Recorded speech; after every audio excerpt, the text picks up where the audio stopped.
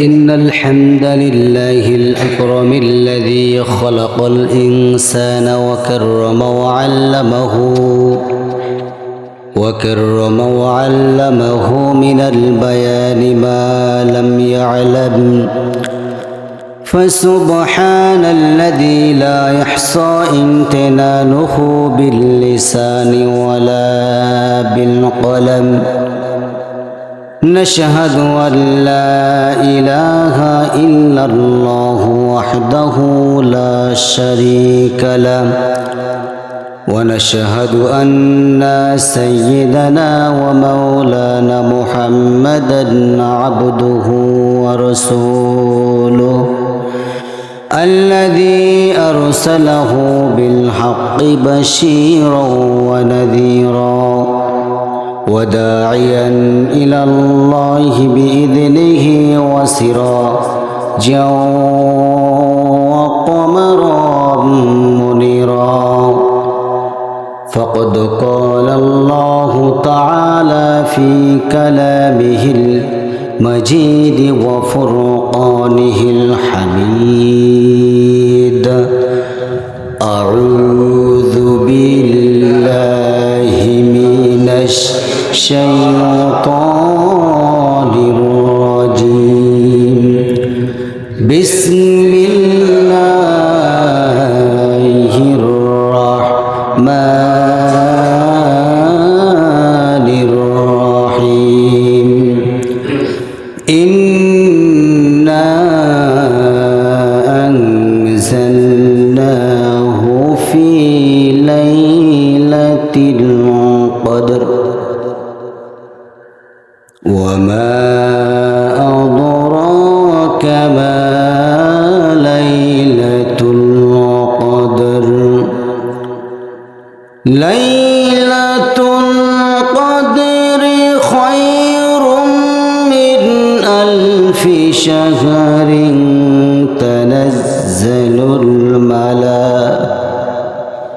تنزل الملائكة الروح فيها بإذن ربهم من كل أمر. سلام هي حتى مطلع الفجر. الله أكبر. بسم الله الرحمن الرحيم. إن الله وملائكته يصلون على النبي يا أيها الذين آمنوا صلوا عليه وسلموا تسليما. اللهم صل على سيدنا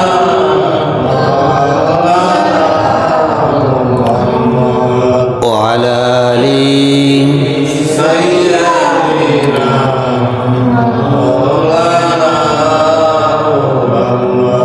মুহাম্মদ একটি নামে এত প্রেমের ঢল। মুহাম্মদ একটি নামে এত প্রেমের ঢল। জগৎ জুড়ে ভালোবাসার, জগৎ জুড়ে ভালোবাসার অবাক কোলাহল। মুহাম্মদ একটি নামে এত প্রেমের ঢল। আল্লাহুম্মা সাল্লি আলা সাইয়্যিদিনা মাওলানা ওয়া আলা আলি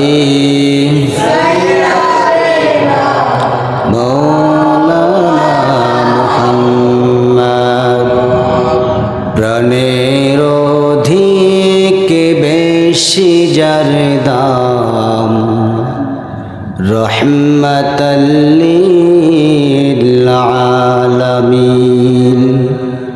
প্রাণের অধিক বেশি যার দাম, রহমাতাল লিল আলামিন। জানো কি তোমরা তাহার নাম, রহমাতাল লিল আলামিন।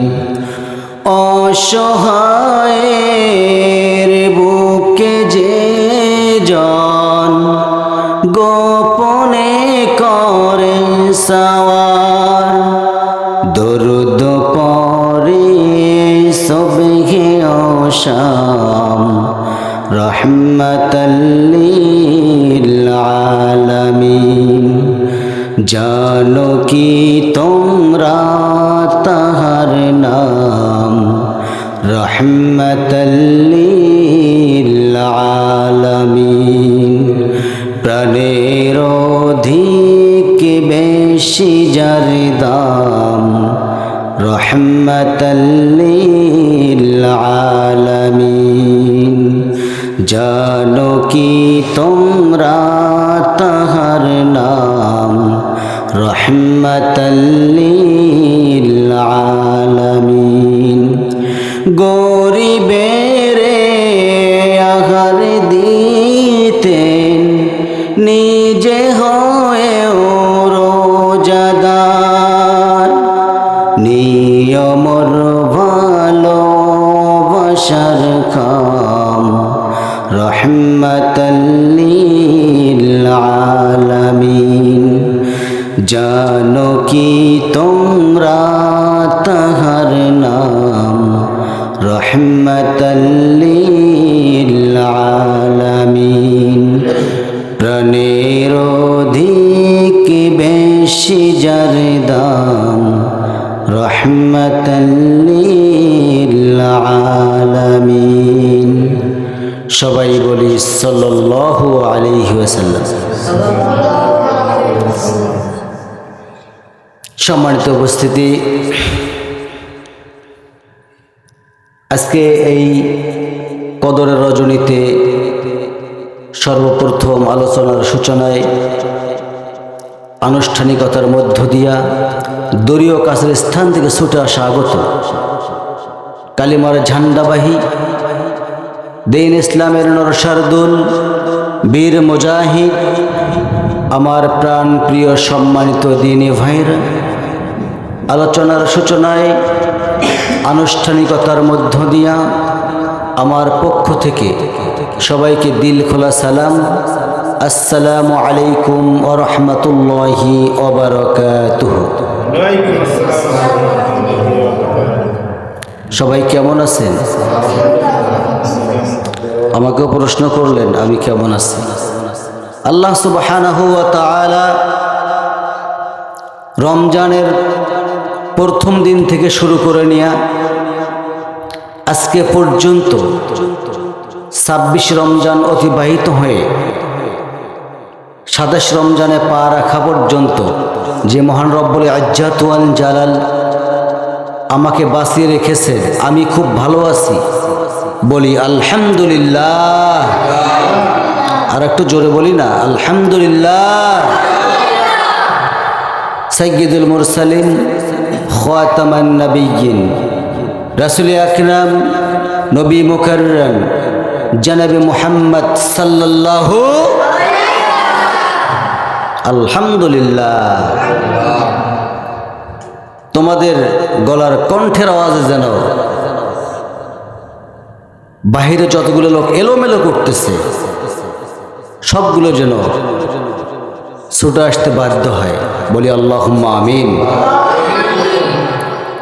আমি সর্বপ্রথম কোন সূরা তেলাওয়াত করছি বলেন তো? পারবে? সূরাতুল কদর। মাশাআল্লাহ। এই কদর সবার কপালে জোটে? আসতে কবেন না, জোটে? সবার কপালে জোটে না। ভাগ্যবান ব্যক্তি কদর পায়। আসলেই মূলত আমাদের দায়িত্ব ছিল এই যে 10টা দিন, শেষ দশকের যে রমজানটা আছে না, শেষ যে 10 তারিখ মানে 20টা রোজা চলে যাওয়ার পরে শেষ দশকে যে আমরা তালাশ করব, কদর তালাশ করব, এটা আমরা করি না। কোন কোন জায়গায় করি না? বাংলাদেশ, ভারত, পাকিস্তান, এই 3টা রাষ্ট্রের মধ্যে আমরা 5 দিন কদর তালাশ করি না। কিন্তু এখানে আল্লাহ সুবহানাহু ওয়া তাআলা নিজে বলেছেন 21 তারিখ বেজর রাতের মধ্যে, 21 তারিখ, 23 তারিখ, 25 তারিখ, 27 তারিখ, 29 তারিখ, যে কোনো একদিন কদর হয়ে যেতে পারে। তাহলে আজকেই 27 তারিখ, 27শে রমজান, আজকেই যে কদর হবে কোনো গ্যারান্টি আছে? আসতে করবেন না, কোনো গ্যারান্টি আছে? কোনো গ্যারান্টি নেই। তাহলে আমাদের মুলুকিয়াত থাকতে হবে, আমরা মসজিদে ইবাদত করব, ইভেন বাড়ির যে একটা হক আছে সে হকটাও আদায় করার চেষ্টা করবো ইনশাআল্লাহ। আমার ভাইরা, আমার বন্ধুগণ, আমার আল্লাহ রাব্বুল আলামিন কোরআনে কারিমে বলেন, ইন্না আনজালনাহু ফি লাইলাতিল কদরি ওয়া মা আদরাকা মা লাইলাতুল কদর লাইলাতুল কদরি খায়রুম মিন আলফি শাহর তানাজ্জালুল মালাইকাতু ওয়ার-রূহু ফিহা বিইذনি রাব্বিহিম মিন কুল্লি আমরিন সালাম সালামুন হিয়া হাত্তা মাতলাইল ফজর। জোরে বলি আল্লাহু আকবার। আল্লাহ রাব্বুল আলামিন বলেন, ইন্না আনজালনাহু ফি লাইলাতিল কদর, আমি আল্লাহ রাব্বুল আলামিন কদর তালাশ করতে বলেছি বান্দাদেরকে, শেষ দশকের কোনো একদিন কদর হয়ে যেতে পারে। তারপরে বলেন মহান রব্বি কারীম বলেন, ইন্না আনজালনাহু ফি লাইলাতিল কদর ওয়া মা আদরাকা মা লাইলাতুল কদর লাইলাতুল কদরি খায়রুম মিন আলফি শাহর। কোনো বান্দা যদি কদর পেয়ে যায়, 83 বছর 6 মাস ইবাদত করলে যে সওয়াব হইতো তার চাইতে অধিক সওয়াব আমি আল্লাহ রাব্বুল আলামিন ওই বান্দার আমলনামায় দিয়ে দেই। বলি সুবহানাল্লাহ। আমার ভাইরা, আমার বন্ধুগণ, আমার এই যে কদর তালাশ করব, 83 বছর 6 মাস ইবাদত করলে যে সওয়াব হবে, আমরা তো 83 বছর দূরের কথা, কিন্তু 1000 বছর তো বাসাও দূরের কথা, 100 বছর বাসার কল্পনাও করি না। করি না 100 বছরও বাঁচবো না আমরা। কিন্তু মহান রব্বে কারীম আমাদের জন্য অন্য নবী রাসূলদেরকে দেন নাই, কদরের কথা অন্য নবী রাসূলদেরকে দেন নাই, শুধুমাত্র কেবলমাত্র মুহাম্মদুর রাসূলুল্লাহ সাল্লাল্লাহু আলাইহি ওয়াসাল্লামকে জানিয়ে দিয়েছেন, হে রাসূল আপনি আপনার উম্মতগুলোকে জানিয়ে দেন, কদর তালাশ করবে যে বান্দাগুলো, আপনার উম্মতগুলো যে বান্দাগুলো তালাশ করবে, আমি আল্লাহ রাব্বুল আলামিন 83 বছর 6 মাস ইবাদত করলে যেই সওয়াব হইতো তার চাইতে বেশি সওয়াব আমি আল্লাহ রাব্বুল আলামিন ওই রাতের মধ্যে দিয়ে দেই। বলি সুবহানাল্লাহ। আমার ভাইয়েরা, আমার বন্ধুগণ, আমার এই কোরআন আল কারীম এই রমজান মাসে যে এসেছেন, কত সুন্দর কথা কোরআনে কারীম বলতেছেন। কোরআনকে যদি আপনি প্রশ্ন করেন, ও কোরআন বলো তো তুমি যে এসেছো কি জন্য তুমি এসেছো, তাও বলে দিতে পারে কি পারে না? কোরআন সুন্দর করে জবাব দেয়। কোরআনকে যদি আপনি প্রশ্ন করেন, ও কোরআন বলো তো তুমি কোন মাসে এসেছো, কোরআন সুন্দর করে জবাব দিচ্ছেন, শাহরু রমাদানাল্লাযী উনজিলা ফীহিল কুরআনু হুদাল লিন্নাস ওয়া বায়িনাতিন মিনাল হুদা ওয়াল ফুরকান। সুবহানাল্লাহ। আমি আল্লাহ রাব্বুল আলামিন রমজান মাসে শুধুমাত্র কোরআন কারীম পাঠাইছি, আউয়ালে পাঠাই নাই, আওসাদে পাঠাই নাই, মুহররম মাসে পাঠাই নাই। আমি আল্লাহ রাব্বুল আলামিন একমাত্র কেবলমাত্র শুধুমাত্র রমজান কারীমেই কোরআন আল কারীম দুনিয়ার জমিনে প্রেরণ করেছি। বলি সুবহানাল্লাহ। আমার বন্ধুগণ, আমার ভাইরা আমার, এই কোরআনে কারীম, এই কোরআন কয়টা বলেন তো? একটা না দুইটা?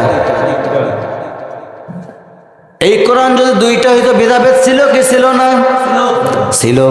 আমার বন্ধুগণ, এই কোরআনে কারীমটা যে আল্লাহ রাব্বুল আলামিন নাজিল করেছেন, কিন্তু কোরআন আল কারীম নাজিল করার উদ্দেশ্য হলো রমজান কারীমে। এই রমজান কারীমে কোরআন নাজিল করার কারণে রমজানের দাম বেড়েছে। বলি সুবহানাল্লাহ।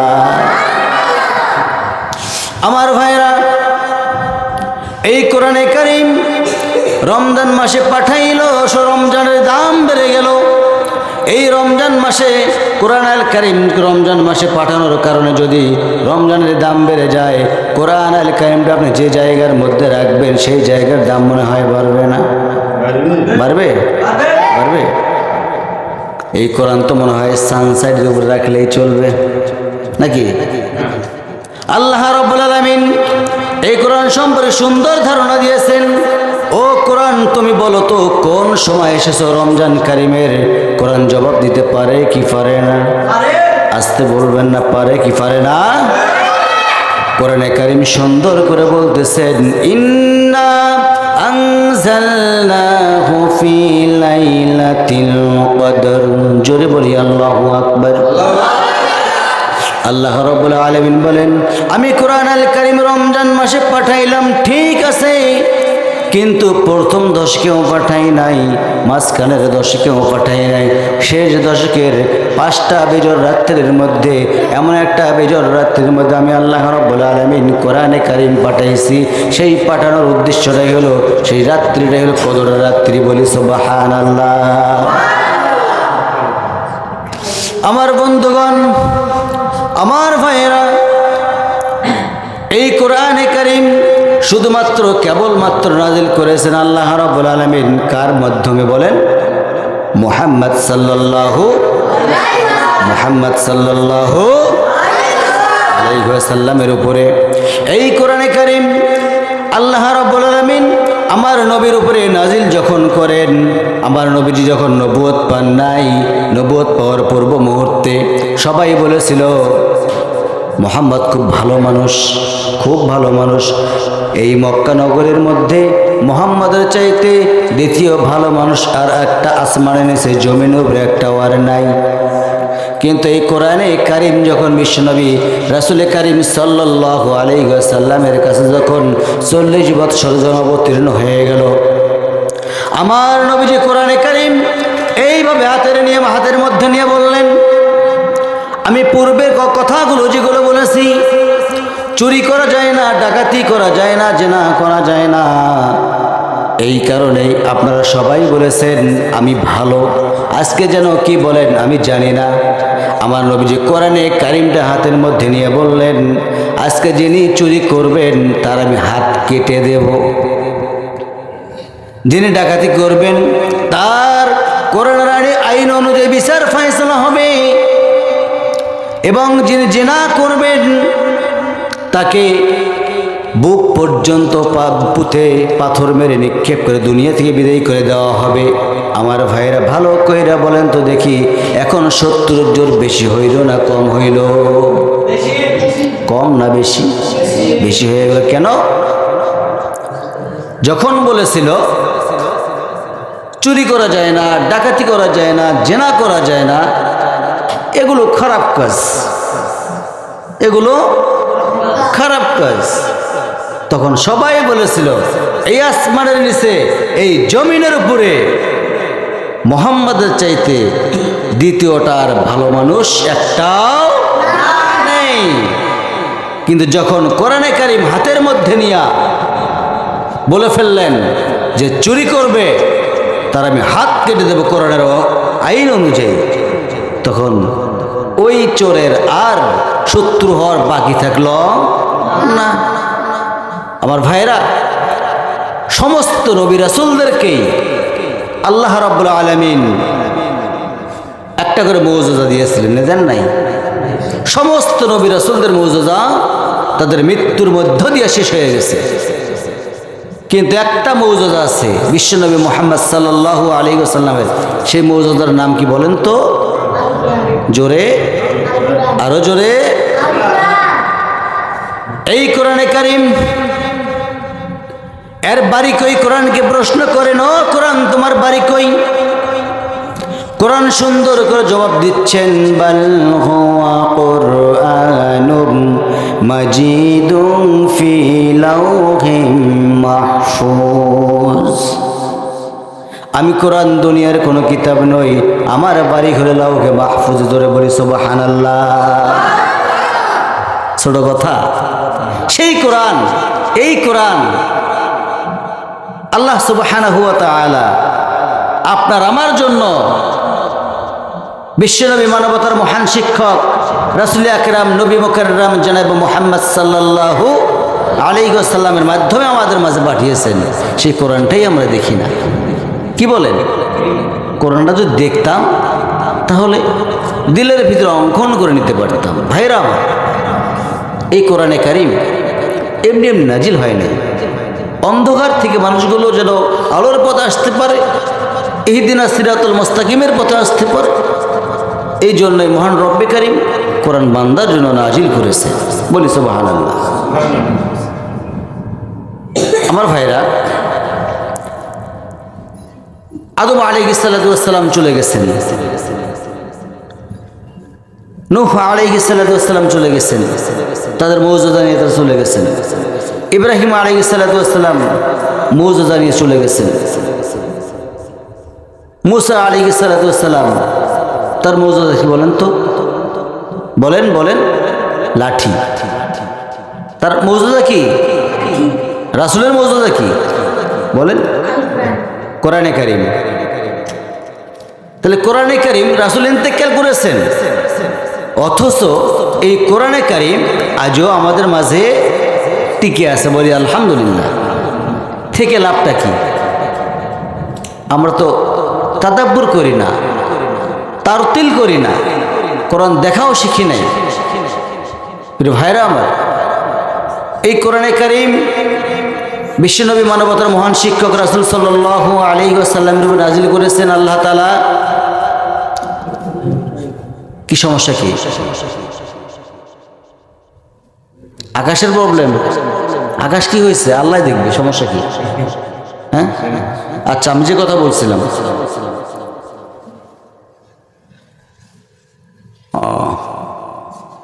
মুসা আলাইহিস সালাতু ওয়াস সালাম তার লাঠি ছিল কি ছিল না? তার মুজিজা সেখান থেকেই শেষ। বলেন তো, এই নবীটার যখন নাম মুখে আসে ভাই, তখন ভালো লাগে না খারাপ লাগে? মনে হয় মুসা আলাইহিস সালাতু ওয়াস সালাম কেবলমাত্র আমাদের সামনে এসে কথাগুলো বলতেছে। ধরো কাসাস খুলে দেখবেন, মুসা আলাইহিস সালাতু ওয়াস সালামের কথাগুলো স্পষ্টভাবে আপনারা পেয়ে যাবেন। মুসা আলাইহিস সালাতু ওয়াস সালাম জন্মগ্রহণ করেন নাই, তার আগেই ফরমান জারি করে দিয়েছেন ফিরআউন। কে? ফিরআউন। কি ফরমান জারি করলেন? 40,000 শিশু হত্যা করে ফেলল। কি জন্য হত্যা করল? যাতে করে ফিরআউন ভালো করেই জানতো, তাওরাত কিতাবের মধ্যে আসছিল, তিনি পূর্বের কিতাবটার মধ্যে জেনে ফেলছিল, এই জামানার মধ্যে আমাকে হত্যা করার জন্য একজন আল্লাহর পয়গম্বর চলে আসবে, তাকে ঠেকানো কিভাবে যায়, তাকে ঠেকানোর জন্য দুনিয়ার জমিনে যতগুলো ছেলে সন্তান জন্মিবে সমস্ত ছেলে সন্তানগুলোকে হত্যা করা হবে। নাউজুবিল্লাহ। আস্তে আর একটু জোরে। 40,000 শিশু হত্যা করলো, 40,000 শিশুজন হত্যা করে ফেলল, ফরমান জারি করে দিল, এই জনপদের মধ্যে কোনো প্রকার ছেলে সন্তান জন্মিলে আমার কানের মধ্যে যেন আগে সংবাদ চলে আসে। আমার ভাইরা, ইতিপূর্বে মুসা আলাইহিস সালাতু ওয়াস সালাম জন্মগ্রহণ করেছেন মুসা আলাইহিস সালাতু ওয়াস সালাম। জন্মগ্রহণ করার সাথে সাথেই মুসা আলাইহিস সালাতু ওয়াস সালামের মার টেনশন বেড়ে গেল, এত পরিমাণ টেনশন বেড়ে গেল। হায়রে, মুসা আলাইহিস সালাম যখন জন্মগ্রহণ করার সঙ্গে সঙ্গে এত টেনশন বেড়ে গেল। কি টেনশন বেড়ে গেল? ফিরআউন যদি শুনতে পারে, জানতেই পারে এই জনপদের মধ্যে একটা সন্তান, শিশু সন্তান, ছেলে সন্তান জন্মিছে, সঙ্গে সঙ্গে আমার সন্তানটাকে হত্যা করে ফেলবে। আল্লাহ তাআলা মুসা নবীর মাকে বলে দিলেন, ও মুসার মা, চিন্তা করো না, টেনশন করো না, আমি জান্নাত থেকে একটা কাঠের বাক্স তোমার জন্য বরাদ্দ করে দিয়ে দিলাম। কার জন্য বলেন কার জন্য? মুসার জন্য একটা কাঠের বাক্স আল্লাহ রাব্বুল আলামিন জান্নাত থেকে পাঠায়া দিলেন। ও মুসার মা, কি টেনশন করো? কোনো টেনশনের কোনো প্রয়োজন নাই। তবে একটা কাজ করো, আমি যে কাঠের বাক্সটা দিয়া দিলাম, এই কাঠের বাক্সটা নদীর মধ্যে তোমার সন্তানকে মুসাকে নদীর মধ্যে কাঠের বাক্সের মধ্যে করে তুমি নদীর মধ্যে নিক্ষেপ করে দিয়ে দাও। মুসা আলাইহিস সালাতু ওয়াস সালামের মা এই কাঠের বাক্স মুসা নবীকে কাঠের বাক্সের মধ্যে রাইখা মুসা আলাইহিস সালাতু ওয়াস সালামের মা নদীর মধ্যে নিক্ষেপ করে দিয়ে দিলেন। ভাসতে ভাসতে এমন জায়গার মধ্যে পৌঁছাইছে, সেই জায়গাটার মধ্যে এমন সময় পৌঁছাইছে, গোসল করার সময় এমন সময় পৌঁছাইছে, হযরতে আসিয়া আলাইহিস সালাতু ওয়াস সালাম সেই সময়ের মধ্যে গোসল করতেছিলেন। তাফসীর ইবনে কাসিরের মধ্যে আসছে এই কথাটা।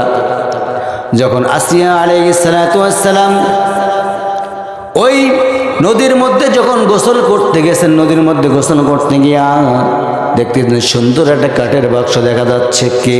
এই কাঠের বাক্সটা নিয়ে আসো। সঙ্গে মহিলা কিছু ছিল, মহিলাগুলোকে বলে ফেললেন, ও মহিলারা, কাঠের বাক্সটা নিয়ে আসো, দেখি কি আর ভিতরে। সঙ্গে সঙ্গে কাঠের বাক্স নিয়ে আসলেন। কাঠের বাক্স নিয়ে আসার সঙ্গে সঙ্গে আসিয়া আলাইহিস সালাতু ওয়াস সালাম দেখলেন, উদাম করে দেখলেন, খুলে দেখলেন কাঠের বাক্সটা। খুলে দেখতেছেন ফুটফুটে একটা সুন্দর বাচ্চা, মনে হচ্ছে আসমানের চাঁদ। বলি সুবহানাল্লাহ। আমার ভাইয়ের, আমার বন্ধুগণ, আমার আসিয়া আলাইহিস সালাতু ওয়াস সালাম সেই কাঠের বাক্স থেকে মুসা আলাইহিস সালাতু ওয়াস সালামকে কোলের মধ্যে নিলেন। কোলের মধ্যে নিয়া চুম্বন করলেন। আহারে, আমার ঘরের মধ্যে তো ছেলে সন্তান নাই, এই সন্তানটাকে আমি লালিত পালিত করে বড় করব। কোলের মধ্যে করে নিয়া আসিয়া আলাইহিস সালাতু ওয়াস সালাম রাজ দরবারের দিকে চলে যাচ্ছেন। রাজ দরবারের দিকে যখন চলে যাচ্ছেন, রাজ দরবারের দিকে চলে যাওয়ার সঙ্গে সঙ্গে ফিরআউন করলো কি, ও আসিয়া, তোমার কোলের মধ্যে এটা কার সন্তান? সঙ্গে সঙ্গে আসিয়া আলাইহিস সালাতু ওয়াস সালাম বলতেছেন, ও আমার স্বামী গো, এইটা হচ্ছে আমি নদীর মধ্যে কে যেন ভাসিয়ে দিয়েছে তোমার ভয়ে। কার ভয়ে? তোমার ভয়ে।